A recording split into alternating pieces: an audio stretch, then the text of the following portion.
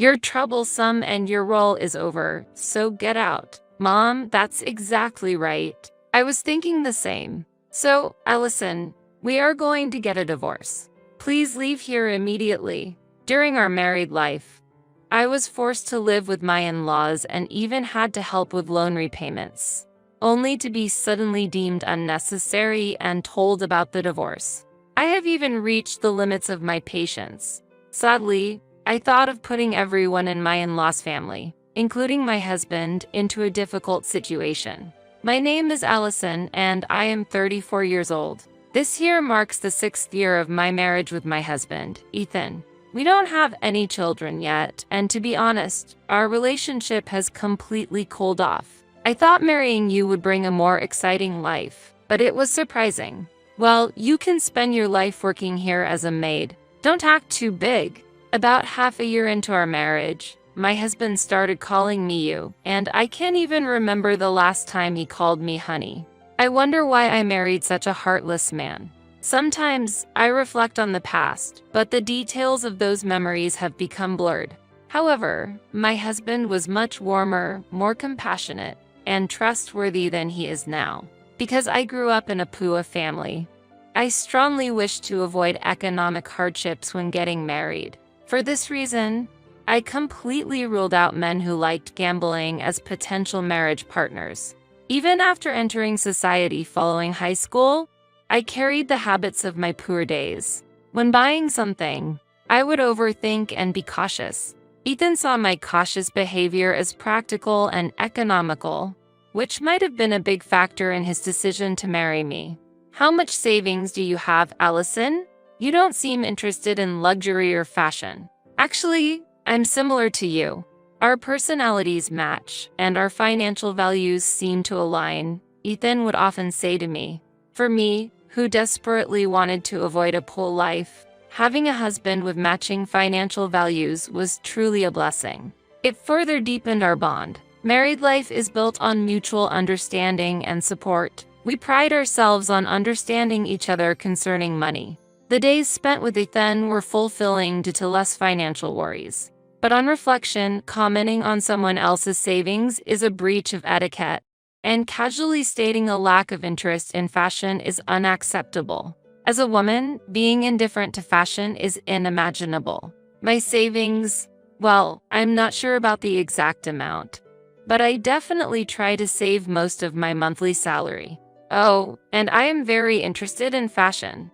I always skillfully avoided financial questions to prevent further prying. We got engaged within a year of dating, but after we got married, Ethan's behavior gradually began to change.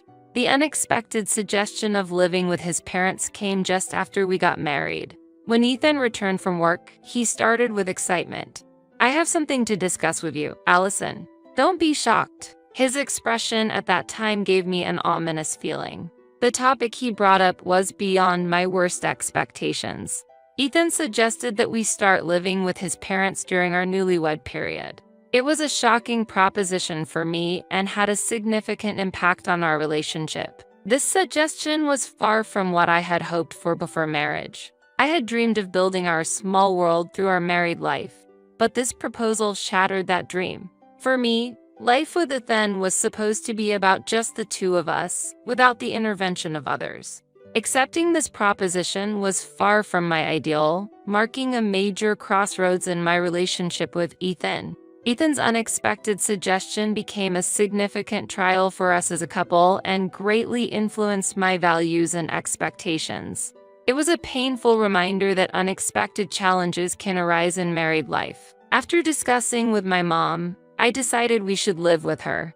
She gets lonely without me, and our apartment lease is ending soon, so I decided we should move, he announced. My opinion was completely ignored, and it seemed he and his mother had already made many decisions. Wait, isn't that too sudden?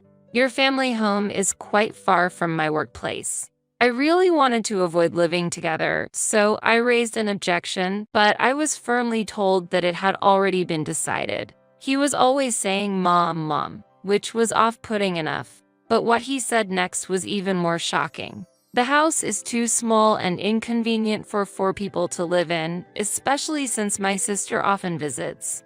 That's why I'm taking out a loan to renovate the house, Ethan said. This decision, too, was made without consulting me, and he had taken out a loan on his own. Can it be true? Is he serious? Before I could hear the whole story, I was speechless. How am I going to deal with this self-centered man from now on? That question crossed my mind. Life in my in-laws' home, and the frequent appearances of my sister-in-law.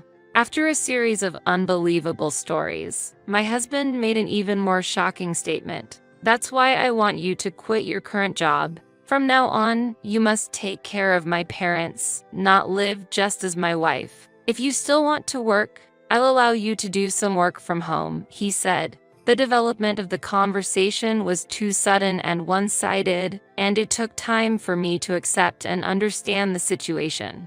What? Why are you being so unreasonable? You're not considering my feelings at all. What? Why do I have to consider your feelings? I'm the head of the family, so I make all the decisions, he argued back. I had been working on plans for years, and now I'm being asked to give them up and become a full-time housewife. Gradually, I began to see the essence of what my husband was trying to say. I never imagined that I would end up in this situation within a year of marriage. Originally, I wanted to rebel against what I saw as a breach of promise, but I lacked the courage and didn't want to burden my parents. In the end, I had no choice but to comply. All right, I'll quit my job and live with you. But if there are any mother-in-law issues, please listen to me. That's all I ask. Yeah, don't worry. Listening is easy. After all, I'm on your side. I was serious, but it seemed that my husband was taking it lightly. And as expected, as soon as we started living together, conflicts between me and my mother-in-law began. The renovated house was larger than expected, and private space was secured, but I became busy with daily chores. I was still working right after the move. But my mother-in-law, uninterested in my work situation, said, "Hey, when are you going to quit your job and focus on housework? The house won't be in order if you keep this up." Every day, I faced one-sided criticism upon returning home exhausted. Initially, my husband had promised to support me with mother-in-law issues, but in reality, he never stood up for me, and eventually, he and his mother started blaming me together. You know, have you ever considered my mother's age? It's unreasonable to push housework onto her. I somehow ended up being the bad person just because I asked them to manage their own affairs. My father-in-law was present but barely noticeable, trying to escape the household troubles. "Excuse me, father. May I have a word?" Even when I tried to talk to him, he said, "No, don't talk to me. If she sees me talking to you, I don't know what my wife will say." It was just a simple question about the location of the circuit breaker. It's troubling that even such trivial conversation is not possible. 2 weeks after moving in, my husband and his mother started threatening me. "When are you quitting your job? If you don't, we'll contact your company." And a week after that talk, my resignation was decided. Despite resigning under pressure from my mother-in-law and husband, there were no words of gratitude from them. What followed were days of being made to work at home. "And since you quit your job and our income has decreased, don't just rely on me, but think of ways to earn money through home-based work," I was told. I realized I was being demanded to not be lazy and handle everything. I lost the energy to even argue in surprise. There was hardly any conversation between my husband and I had essentially become like a dedicated housemaid for his family. During this time, my husband's sister, Mary, often visited and confronted me, saying, "Hey, you're not leaving Ethan to pay off the house loan all by himself, are you? If you're living here, you should contribute to the repayments too." The renovation probably costed nearly $500,000. Why should I bear such responsibility? It felt unfair. Being held accountable just for living together seemed unreasonable to me. Forcing cohabitation from the start, pushing through a renovation, making me quit my job, and then demanding payments for the loan. This situation was abnormal from any angle. Normally, this wouldn't happen. I clearly felt that I married the wrong person. That night, my husband said with a smile, as my sister mentioned about the house loan repayment, "From now on, we're all going to share the burden. Actually, I think it's only natural for you, the wife, to pay." Seeing his attitude, I was just appalled. At that moment, I felt that continuing to live with my husband was impossible. I thought this situation would not only affect me negatively but also my in-laws' family. However, I hesitated to suggest divorce immediately. The main reason was to avoid worrying my parents. My mother was unwell, often needing hospital care, and my father was tired from caring for her. Bringing up my divorce issues might shock them greatly. Therefore, I couldn't make such a selfish choice. So, I decided to tackle the problems at hand first. I followed my husband's and in-law family's instructions, earning income through home-based work while actively contributing to the loan repayment. I frequently discussed with my husband about changing the loan process and accelerating the repayment plan, asking for his cooperation. Perhaps because I was devoted to repaying the loan, my husband said, "It's really good you've started acting like a proper wife of this house. If you were still arrogant, I would have considered divorce." Despite my contributing a large amount, the situation remained unfair. However, I decided to endure until things settled down. Before I knew it, I had turned 34 and it had been 6 years since my marriage. Thinking about the meaning of marriage made me sad, so I tried to stay as positive as possible. Sometimes, seeing old friends on social media posting happy family vacation photos with their children made me envious. I had wanted a happy married life and to have children too. But considering my situation then, those wishes seemed empty.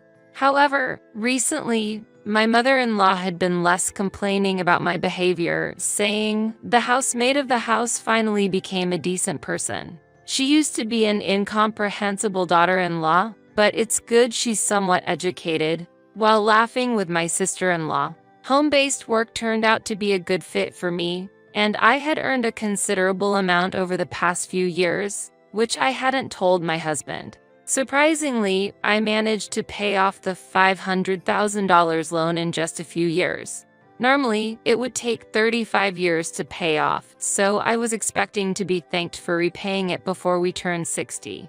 That night, I told my husband I had something important to discuss. Just about the house loan. Actually, it's already paid off. I have something serious to discuss with you today. In fact, I had prepared a divorce paper for this day and had been steadily preparing to leave the house. When I mentioned that the loan was paid off, my mother-in-law appeared, saying, "What? It's already paid off?" She barged into the conversation, listening keenly. "Yes, that's right.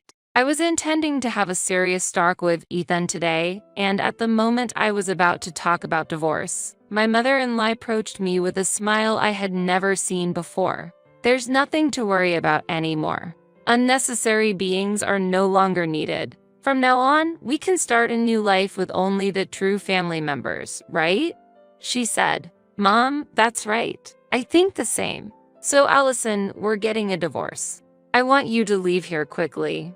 My husband declared the divorce, even though I hadn't said anything yet. Despite being forced to live in the in-laws' house since marriage and even getting involved in repaying the household loan, I was suddenly kicked out from the house. I never imagined that my husband would bring up divorce before I could. Moreover, my mother-in-law called a locksmith right in front of me. "Can you change the locks as soon as possible? Please, as quickly as you can."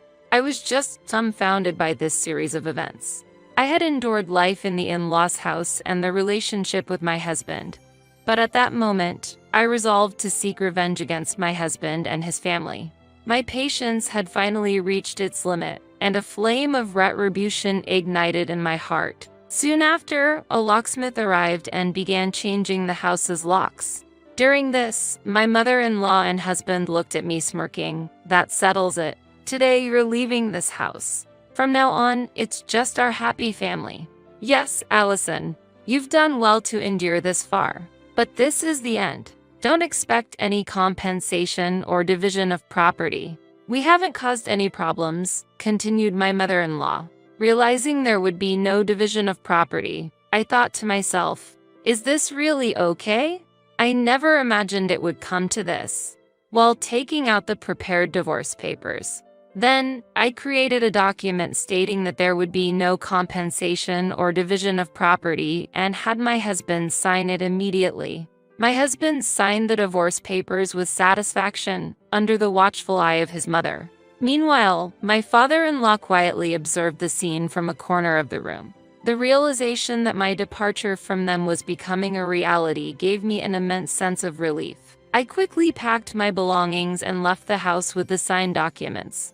I heard cheers and applause from inside the house, but I felt like sending them the same sentiment, as the situation was about to change drastically. Upon leaving the house, I immediately rushed to the municipal office to submit the divorce papers. Then, I headed straight to the real estate agency. In fact, I had already visited the real estate agent several times and had started the procedures there. Mr. Cohen, my agent and an expert in this field, fully understood my plan and acted swiftly. About a week after leaving the house, I received the expected call from my ex-husband and his family. Allison, what are you doing? We received a notice to leave the house within a week. Is this your doing? Unbelievable. How could you? My ex-husband exclaimed in rage. Mr. Cohen was very efficient in completing the procedures quickly and finding a new owner for the house. Yes, about that. I was the one who contacted the real estate agent. After all, I paid off the loan for that house, and the title was transferred to me midway. You haven't forgotten, have you? I responded. It seemed my ex-husband had forgotten everything. He had only been focused on getting my help with the loan repayment from the start, and he had followed my instructions for the other procedures and changes, but he had overlooked the details. However, it was his own responsibility for not verifying. Trying to put that responsibility on me is unreasonable. In fact, I was the one who paid the enormous amount of $500,000. Plus, I never received any living expenses from you. Your parents, even when they received their pension, said, "We'll spend our own money," and didn't contribute a single penny to the household. The reason for that is, my ex-husband tried to make an excuse, but in the end, it was I who had been supporting this family for years.